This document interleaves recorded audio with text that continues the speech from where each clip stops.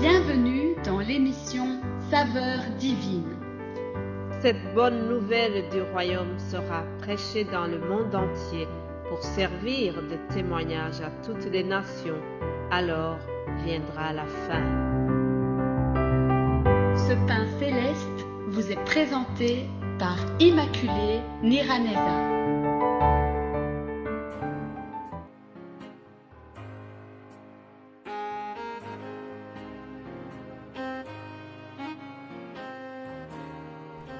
Bienvenue très chers amis à l'écoute de l'émission Saveurs divines. Que la paix de Christ soit avec vous. Rendons grâce au Seigneur qui nous donne encore ce jour. Nous élevons le drapeau céleste pour cette journée qui commence. Alléluia. Lisons quelques mots des psaumes, le psaume 33, et nous allons lire à partir du verset 8. Il est écrit ceci. Que toute la terre craigne l'Éternel, que tous les habitants du monde tremblent devant lui, car il dit et la chose arrive, il ordonne et elle existe. L'Éternel renverse les desseins des nations, il anéantit les projets des peuples. Alléluia.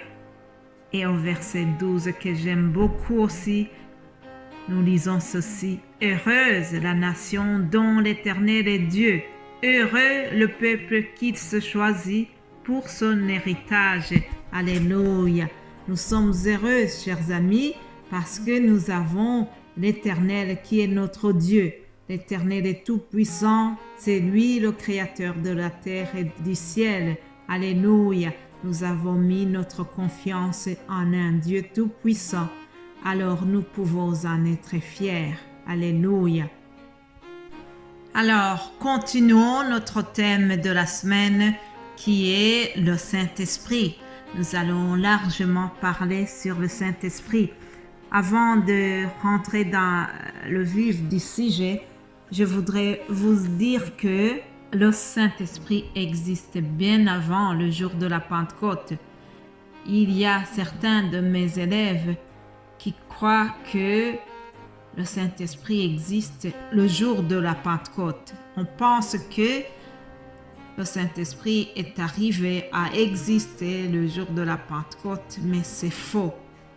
Bien-aimés de Dieu, le Saint-Esprit, c'est quelque chose qui existe bien avant. Dans l'Ancien Testament, nous voyons déjà l'Esprit, mais à ce moment, on ne l'appelait pas le Saint-Esprit. On l'appelle tout simplement l'Esprit de Dieu. Savez-vous que dès la création, l'Esprit de Dieu existait déjà? Ah oui, l'Esprit de Dieu existe depuis bien longtemps. Lisons Genèse chapitre 1 au verset 1 jusqu'au verset 3. Il est écrit ceci. Création du monde matériel. Création du ciel et de la terre. Au commencement, Dieu créa les cieux et la terre. La terre était informe et vide. Il y avait des ténèbres à la surface de l'abîme et l'Esprit de Dieu se mouvait au-dessus des eaux. Voilà la première fois qu'on voit ce mot Esprit de Dieu. Voilà, la toute première page des Écritures saintes nous révèle déjà la présence de l'Esprit de Dieu. À ce moment-là, on ne l'appelle pas Saint-Esprit, mais on l'appelle tout simplement Esprit de Dieu. Mais c'est le même. Comme vous le savez, nous avons un Dieu qui se présente sous trois formes. Alors, certains pourraient se dire, mais c'est quoi ça? Ce Dieu qui se présente sous trois formes, est-ce trois dieux? Non, il s'agit d'un seul Dieu, mes amis. Quand j'enseignais en primaire, je donnais souvent aux enfants cet exemple. Notre Dieu est le seul et unique, mais il se présente sous trois formes. C'est un peu comme si tu prenais un œuf, hein? Pour l'œuf, tu as trois morceaux qui sont indispensables tous les trois pour former un œuf. Tu as le jaune d'œuf, tu as le blanc d'œuf et tu as la coquille. Et les trois ensemble forment un œuf. C'est la même chose pour notre Dieu. C'est une image, bien sûr, mais que cela nous aide à comprendre comment notre Dieu se présente sous trois formes. Alors, sans tarder, je voudrais vous dire que l'Esprit de Dieu, donc, c'est comme une personne en part entière. Ah oui, chers amis, l'Esprit de Dieu, le Saint-Esprit, dans le Nouveau Testament, est là des émotions. Il peut être joyeux et il peut être triste aussi. Alors, comment est-ce qu'on peut l'attrister? C'est lorsque nous faisons des péchés, lorsque nous n'obéissons pas au commandement de Dieu. Éphésiens 30, nous lisons ceci, 4:30. Il est écrit « N'attristez pas le Saint-Esprit de Dieu, par lequel vous avez été scellés pour le jour de la rédemption. » Mais bien-aimés de Dieu, nous devons faire tout pour ne pas attrister le Saint-Esprit, pour ne pas le décevoir. Et la manière de le décevoir, c'est lorsque on n'a pas la crainte de Dieu. Si tu n'as pas la crainte de Dieu, tu attristes le Saint-Esprit. Aussi, nous devons savoir que nous sommes habités par le Saint-Esprit. Lorsque nous avons Dieu en nous, lorsque nous avons reçu Jésus-Christ comme notre Sauveur et Seigneur, alors le Saint-Esprit vient habiter en nous. Et c'est lui qui va nous façonner pour nous rendre comme des enfants dignes du Seigneur. Dans 1 Corinthiens chapitre 3, 16, je lis « Ne savez-vous pas que vous êtes le temple de Dieu et que l'Esprit de Dieu habite en vous? » Alléluia. Donc, il y a l'Esprit de Dieu qui habite en nous. Et c'est celui-là qui nous donne la possibilité de ressembler à Christ. Dans la Nouvelle Alliance, nous avons un avantage, c'est que l'Esprit de Dieu n'est plus passager. Avant, dans l'Ancien Testament, l'Esprit de Dieu pouvait être sur quelqu'un, mais d'une manière très passagère.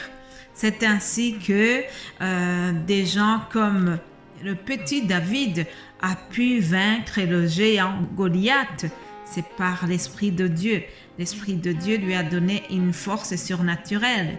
Ah, c'est par cet Esprit de Dieu aussi que Samson avait une force très, très spéciale avant, bien sûr, qu'il soit corrompu par Délira. Samson avait cette force parce que c'est l'Esprit de Dieu qui l'animait provisoirement. Dans l'Ancienne Alliance, donc, nous voyons que l'Esprit de Dieu pouvait être sur quelqu'un, mais c'était d'une manière très temporaire. C'était vraiment passager. Mais dans la Nouvelle Alliance, on nous dit que nous sommes le temple de l'Esprit et que l'Esprit de Dieu habite en nous. Alors, c'est plus avantageux d'avoir le Saint-Esprit d'aujourd'hui puisque il n'est plus passager, mais il reste en nous tout le temps. Alléluia! C'est le Saint-Esprit qui nous donne la possibilité et le pouvoir de garder les commandements de Dieu. Et Jésus, il avait dit aux disciples avant de partir, il avait dit « Je prierai le Père et il vous donnera un autre consolateur, afin qu'il demeure éternellement avec vous. » C'est l'Esprit de vérité que le monde ne peut recevoir parce qu'il ne le voit pas, il ne le connaît pas. Alléluia! L'Esprit de Dieu, le Saint-Esprit, demeure éternellement avec nous. N'est-ce pas une bonne nouvelle, chers amis? Quelqu'un qui demeure en toi, c'est différent d'être passager.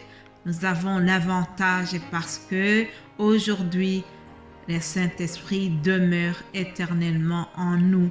Et c'est lui qui nous donne la possibilité d'éviter de ne pas tomber dans le péché. Je prie, je te souhaite vivement que tu désires d'avoir le Saint-Esprit en toi pour qu'il t'aide à marcher dans la sainteté. C'est au nom de Jésus-Christ que je vous ai partagé ce message. Soyez abondamment bénis et je vous retrouve demain pour une autre saveur divine. Amen.